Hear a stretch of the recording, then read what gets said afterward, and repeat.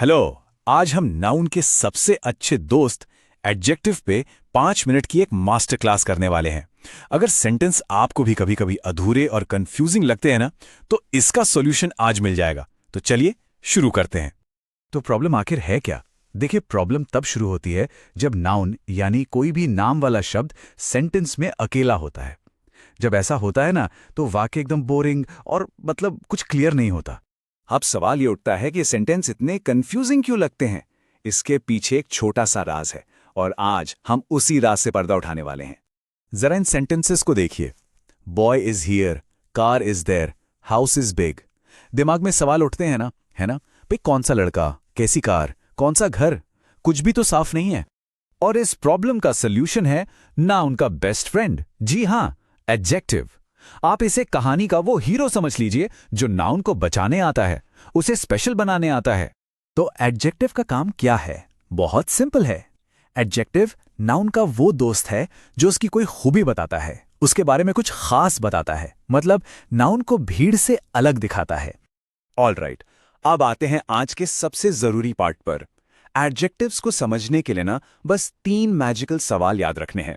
चलिए देखते हैं ये कौन से सवाल हैं। ये रहे वो 3 सवाल। कैसा, कितना और कौन सा। अगर इन 3 सवालों के जवाब मिल गए ना, तो समझ लीजिए कि एडजेक्टिव्स आपकी मुट्ठी में हैं। पहला सवाल है कैसा। ये नाउन की क्वालिटी या उसका गुण बताता है, जैसे अच्छा, बुरा, बड़ा या सुंदर। For example, Delhi is a big city. यहां पर बिग शब्द हमें बता रहा है कि दिल्ली कैसी सिटी है। दूसरा सवाल है कितना।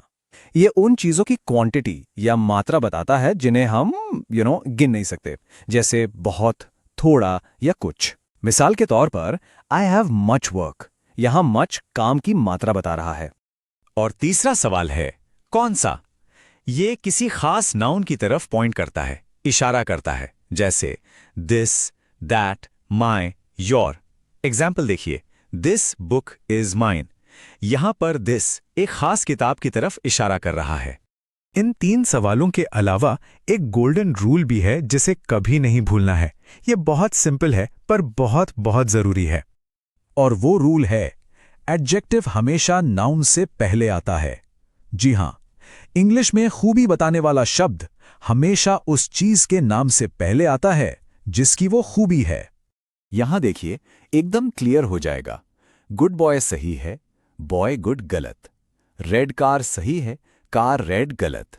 हमेशा याद रखिए, एडजेक्टिव पहले, नाउन बाद में। तो चलिए, अब टाइम है मैजिक का। देखते हैं कि हमारे वो पुराने बोरिंग सेंटेंसेस इस नई ट्रिक से कैसे बदलते हैं।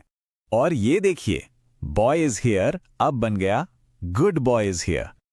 और हाउस इज बिग हो गया the big house is new. देखा, सिर्फ एक एडजेक्टिव ने सेंटेंस को कितना क्लियर और इंटरेस्टिंग बना दिया। बहुत अच्छे। अब तक हमने जो भी सीखा, अब उसे टेस्ट करने का टाइम है। तो चलिए, अपनी नई स्किल को आजमाने के लिए तैयार हो जाइए। पहला शब्द है कार। आपको सोचना है कि इसके आगे कौन सा एडजेक्टिव लग सकता है।